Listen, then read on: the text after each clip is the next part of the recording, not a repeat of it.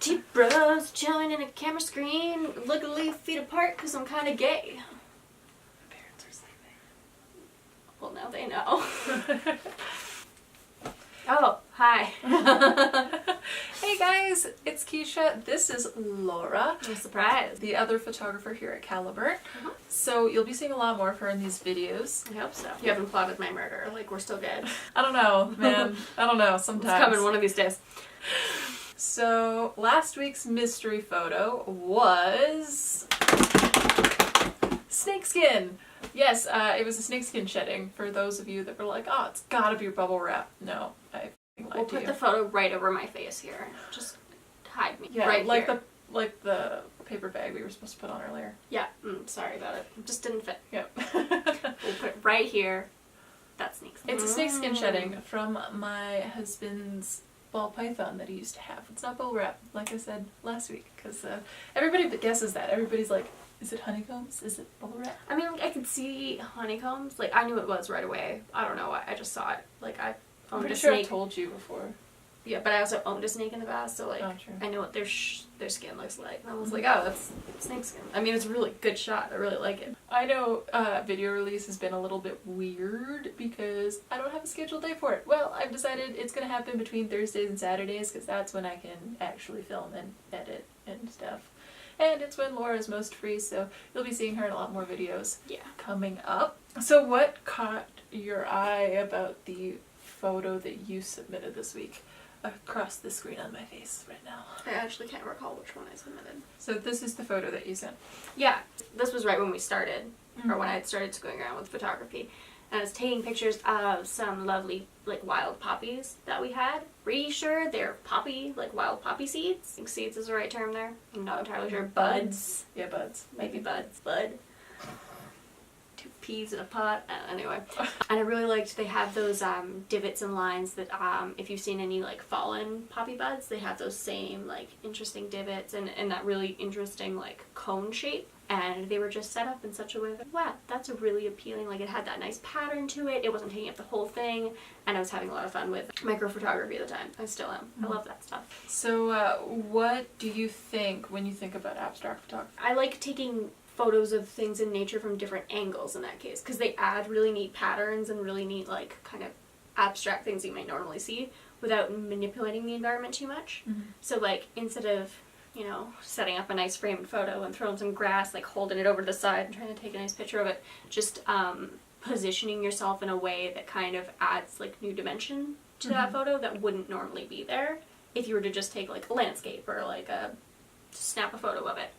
I don't think there's any one definition of abstract because it's not the same thing as like painting, for example, where you've got like there's realism paintings and there's like more cartoon style and interpretive, and then there's like abstract. And most times when people think abstract, they think of like those like splatter paintings on canvases. There isn't really a section for that in photography because you can't just take stuff and spill it everywhere. I think abstract nature is finding kind of complementing patterns that make an interesting piece that really draws the eye to like one part or makes it all blend in together. So for people doing like landscape, you can get some beautiful shots, especially we live here in Edmonton, Alberta, in Canada, not in the States. Close though. And we've got a whole bunch of very beautiful fields, and we've got really cool like cornfields almost. We've got like canola fields and stuff like that. So you have these really beautiful like line patterns. And a few hours away we got some mountains. We do have some mountains and close. We're lucky enough to live in Edmonton where there's this beautiful river valley. Oh, that's just pretty good. No, as I was saying, we'll look at another photo in a little bit later in the video where it kind of does the same thing. But if you have like these beautiful like canola or wheat or corn, you get those gorgeous like lines in the sky, and we also have really nice fluffy clouds sometimes. And you can get like these complementing patterns of those big puffy Bob Ross clouds and these very beautiful like straight lines, and they kind of and some happy trees. Happy trees. We're gonna have some happy trees. Happy trees. I love Bob Ross. He's such an amazing person. He brings me so much happiness. I like Deadpool as Bob Ross. Okay, but Bob Ross is amazing. I know, but like that white powder, some sweet cocaine. Alrighty. You're weird. you could get the effect that if taken in the right lighting and things, that these kind of look more like paintings than like photographs. Oh, I see. You're saying like if we decided instead of just taking a straight photo, which would have just been a regular landscape, we made use of Like the light and the colors to well, kind of long exposure. yeah, long exposure to kind of make it more seem like a painting and not necessarily reality. Because that's one thing, especially when we're dealing with these wonderful, gorgeous cameras, is that very much take a realistic photo, which is wonderful. Most times that's what you want when you're doing portraits and weddings and pets. But for abstract, you can kind of manipulate like the exposure, the aperture to kind of give the effect of... Yeah, that would be more of an effect of shutter speed. You can try and manipulate aperture and exposure, but at the end of the day, what you want to manipulate is shutter speed. And you can't do that very well in direct sunlight unless you have your aperture up all the way. Yeah. Which lends itself to some great abstract photography. Exposure is going to be harder to manipulate in very, very stark light or very, very low light. Yeah, which is why, again, the nice open prairie skies that we have can kind of be played with. Right now we're in winter. Winter. Oh god, So abstract photography in winter is difficult. I will Um, say that. I can't wait for spring. Yeah, so the sunset's like really early, so you have this kind of, it works for us sometimes when we've got days off where you can go out in midday and almost catch a sunset, and you can manipulate, like if you take a really long exposure photo, if you take even a series of photos and HDR photos and mesh them, you get these very beautiful colors and lighting contrasts that you wouldn't get in with like studio lights. So what do you think makes something abstract? I think that's very independent of the person taking it, and I think For you though, what do you think? I think it's pictures that you don't quite grasp right away, where it takes you a second to either decide what you think it is or what it is, and it's not abundantly clear when you look at it. So like, again, with like most landscapes, if you're taking a beautiful, gorgeous like landscape, nice and clear, you'd be able to look at that and be like, oh cool, that's an ocean, that's a mountainscape. Where it's abstract, you kind of want to question it for a second, to not be entirely sure what it is. You can flip it a couple ways and you're not sold on what exactly the pattern there is or what exactly is happening in the photograph right away. That to me is abstract. Awesome. So how have you been challenged by this series? My personal struggle has been defining abstract for myself. Because, like I said, I had a pretty, like, I've got a lot of artistic friends. A co-worker of ours, co-owner of ours, Cassie, is Our an stylist. artist. Our stylist. You'll be seeing her soon as we go through videos of her trying new styles and trying new makeup styles and maybe getting into some SFX makeup.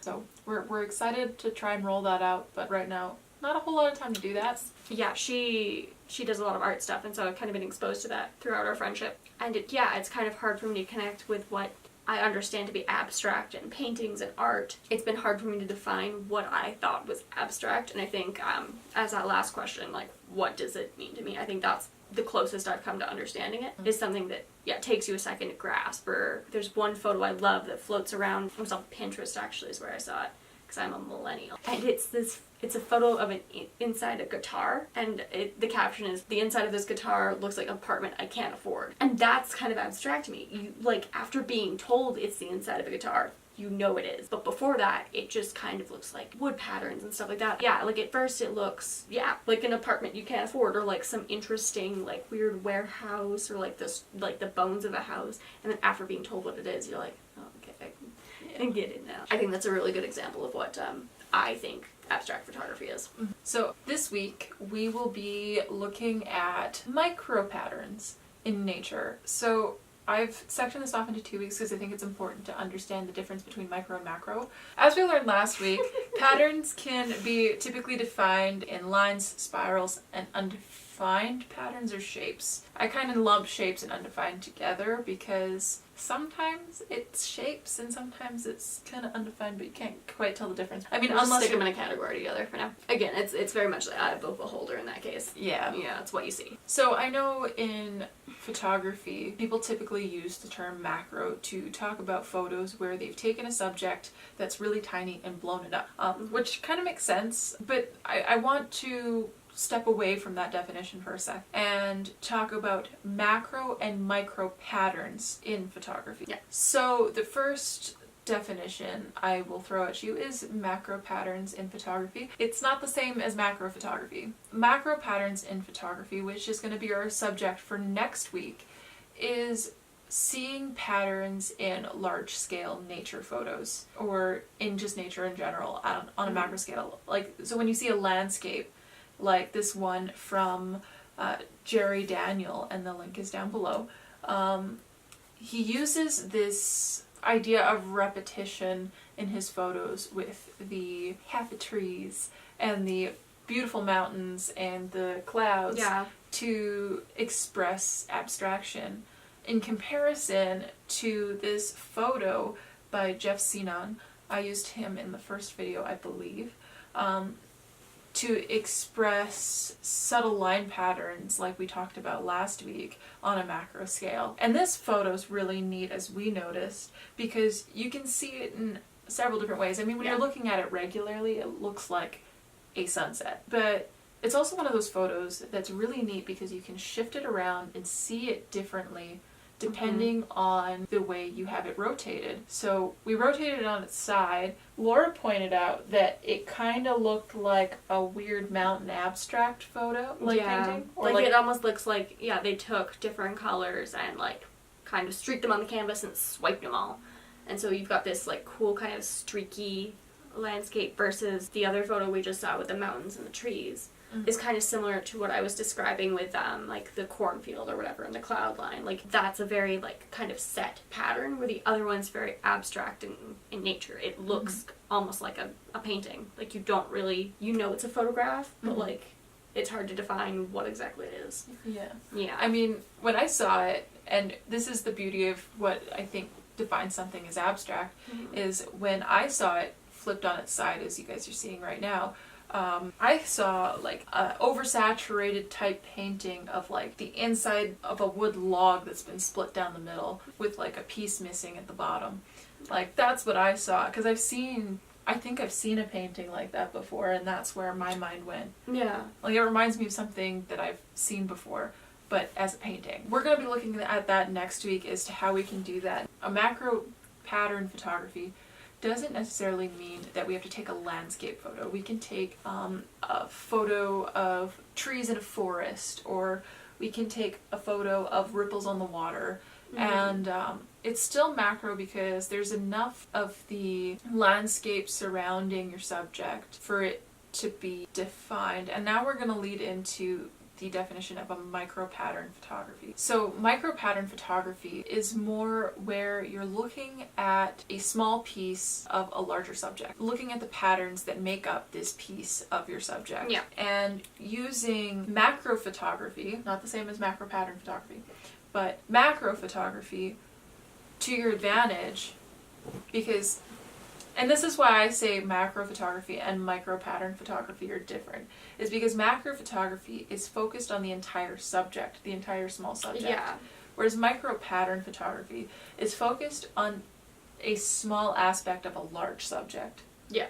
So I want to say that, like, when you're doing a micro pattern photography this week, focus on trying to find those patterns and those pieces of a larger subject that you can see in a new light. Because I think that's part of micro pattern photography and abstract photography, is that you're trying to find this piece that people don't normally see of this subject and blowing it up and making it the focus. Like in this photo of bark that I took last week, initially you don't see a tree, you don't really see bark, you just see patterns. And they're not defined patterns, but they're there, and as you look at it a little bit more, you might be able to notice that it's bark, or you might see other things, or you might see something weird. But I think that's the beauty of micro pattern photography, and why we're starting out with micro pattern photography is because once you can master looking at these small pieces and these patterns within these small nature scenes, you can start to apply that to macro nature photography next week. Because that's actually pretty difficult, is when you're given this, it's hard to differentiate macro pattern photography to just regular landscape. And I think that's one of the problems I have with the Jerry Daniel photo, is because, well, one could argue it is abstract nature.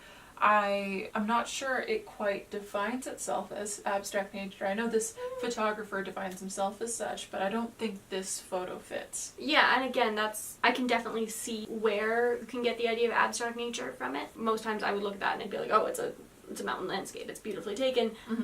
It's a mountain landscape. Yeah. It doesn't make me kind of think about it or question it. Yeah, but he does have those patterns in there. Mm-hmm. But so, yeah, it's tricky because we don't have a definition for it. Like, we don't have a definition for abstract nature, really. So, and I think that's part of why we're doing this series, is because we want to find a definition for a piece of photography that doesn't really have it.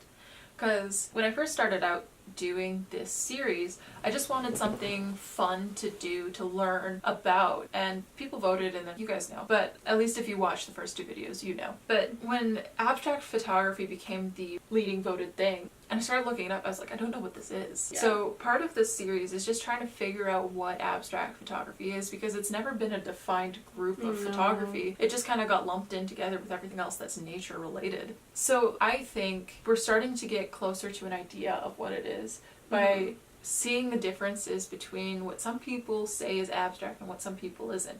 I would go as far as to claim as Jerry Daniels' photo is simply a very lovely, very well taken landscape photo, but I don't think it's abstract. Yeah, again, it's very, like, I don't find it very abstract. I find the patterns very interesting, and I find it's a very complimenting photo, but it's not quite like the other one where it makes me like, oh, look at this, and you flip it, it's a whole new thing. Like, but yeah, to some people that's perfectly abstract. It's perfectly like those patterns make something abstract. So I think kind of what we can come up with an end goal here is defining our take on abstract nature photography, like really finalizing it, but I don't think we'll ever really group in a huge bunch of people in with what we think. Yeah. Because it's different to everyone. Oh, definitely. But I think there's some space to define things, because no one has yet. And I think the danger of just lumping everything nature into abstract nature photography just because we say it is means that anybody could be an abstract nature photographer. Yeah. And they don't actually have to adhere to a certain style as you would in portraiture, where you have headshots and wedding and engagement and couples and family, and like there's all these defined things for... They're all little pockets of the same kind of thing.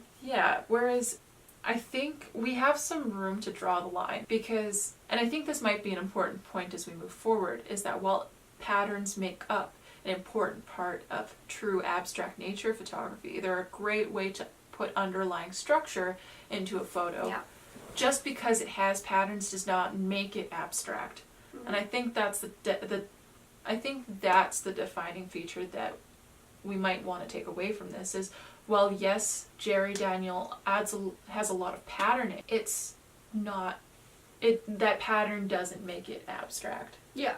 And just like you can like take a pencil sketchbook and draw a bunch of lines going one way and some lines going the other. It doesn't necessarily make that abstract. I think actually that's maybe a bad example, because I feel like in art that would be probably classified as abstract. But you can't. Or plaid. Yeah, or plaid. But yeah, even taking pictures of something like plaid, like that's got a defined like pattern.